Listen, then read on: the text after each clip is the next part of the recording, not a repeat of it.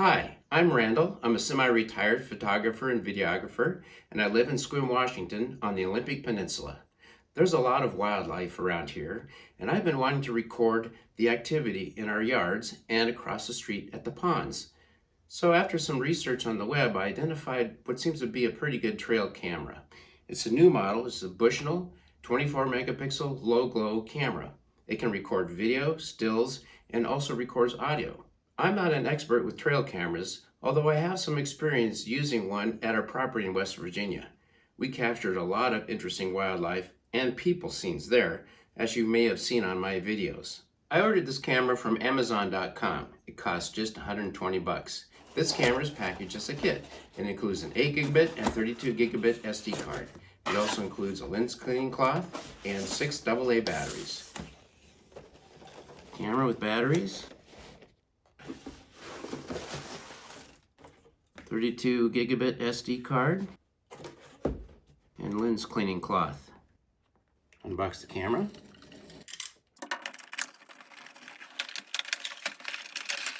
Instruction manual.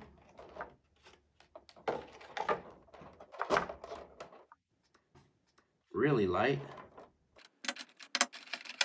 A nice nylon strap here. Simple and lightweight. Bonus, 16 gigabit SD card, not an 8. Cool. I've read the instructions on how to install the batteries. First, you release the camera latch. Swing the door open. There's a release button for the battery holder. It comes out partially, but it takes a little force to get it all the way out. And that's to prevent the batteries from falling to the ground.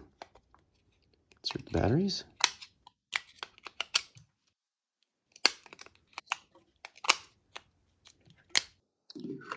Slide them in the camera.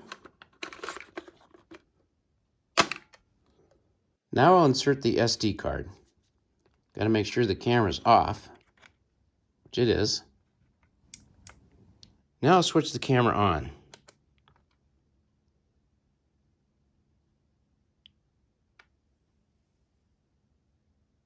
Got a countdown going on here.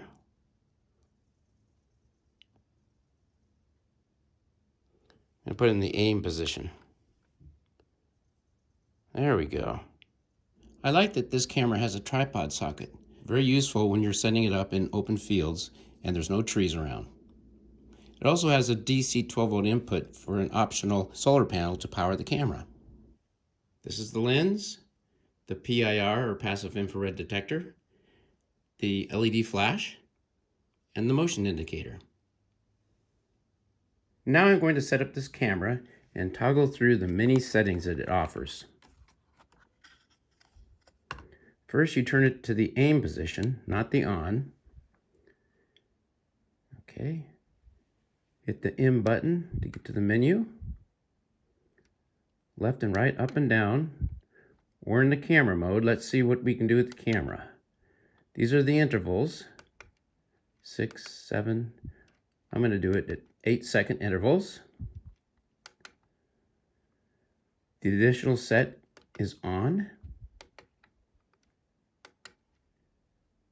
24 megapixels is the largest image size. It goes down to 3, 12, and then 24. I'll take the largest. Want the best quality. The capture number, 1 photo, that's fine.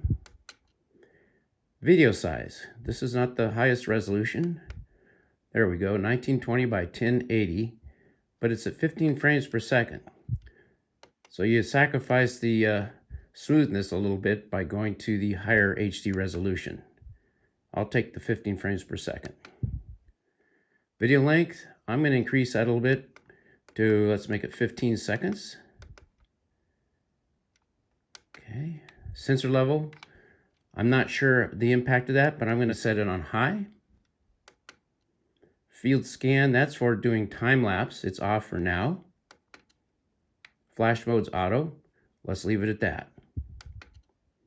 Video sound, I want sound. That's one of the cool things about this camera.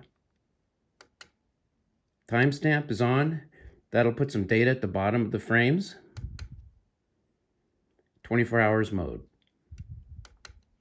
Camera name input, we could change that name, but I'm going to leave it at that.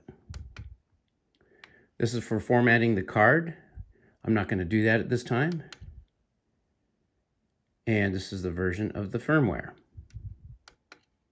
You can reset to default mode, which may be helpful if you got something in there you don't want. Firmware upgrade. Clock's been set. We hit the OK. I'm still in the aim mode, and as you can see from the display, the camera is active at 24 megapixel. Now when there's any motion detected, that LED red light flashes. So if I move my hand here, any motion at all will set it off. That light is not visible when the camera is in the on position. It's just so that you get affirmation that it's working. Now I can do a test picture or video by pressing the right arrow here. And you'll see the count of images increased from 4 to 5. Let's do another test photo. Press the right arrow. From 5 to 6. Okay, I want to test the video. Change it to video mode. There we go. Oh, flip back. There we go. Have to hold it a little bit longer than I thought. Let's do a test video. Should record 15 seconds and is counting down at the bottom of the LCD.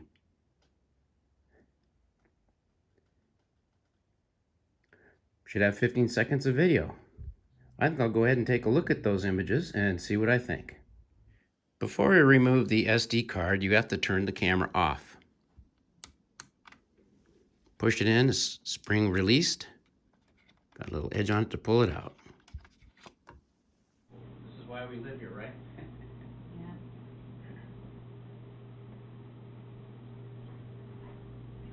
What you doing there? This corner is where we often see raccoons coming along the fence into our yard.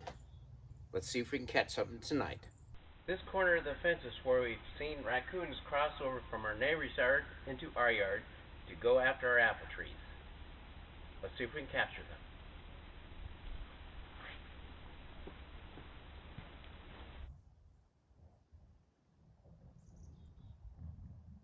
It's getting pretty dark now. Let's see what happens when I walk in front of the camera.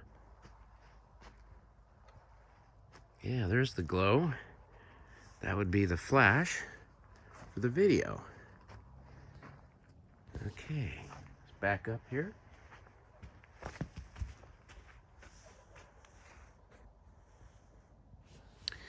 Well, I don't know if it's going to disturb the animals or not. We won't know until we try. The glow. That would be the flash for the video.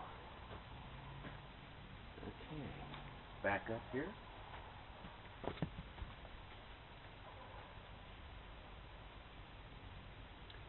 Well, I don't know if it's going to disturb the animals or not. It's raining. Got to bring the camera in before it gets soaking wet. Well, it's been raining most of the night, so it'll be interesting to see if I captured anything with the trail camera.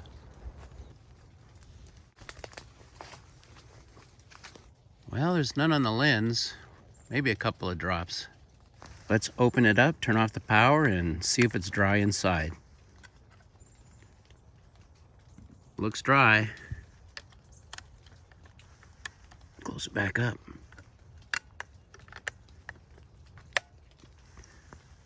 Take it off the tree and check it out.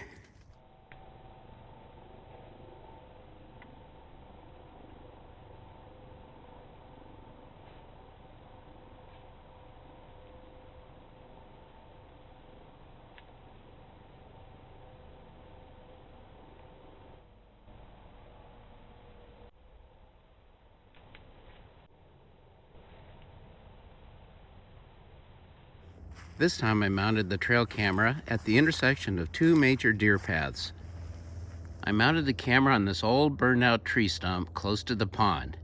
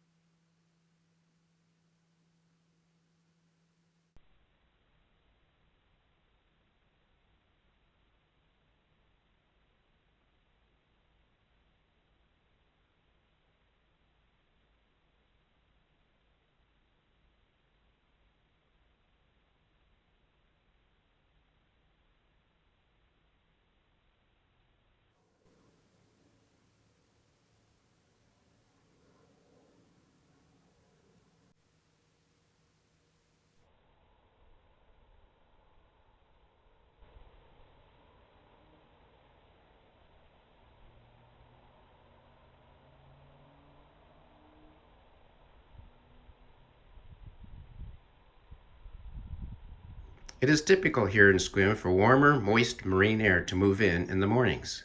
I watched as the temperature went up from 27 to 32 degrees. As a result, condensation formed on the colder camera and the lens. This is why the image is foggy.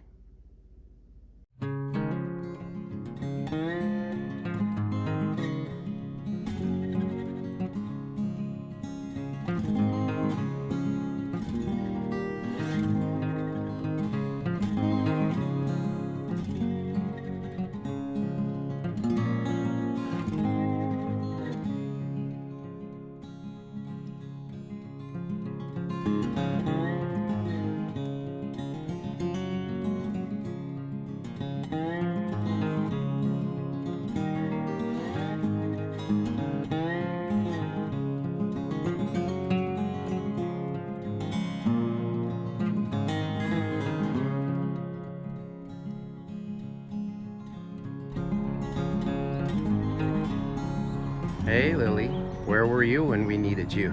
Chase those critters away.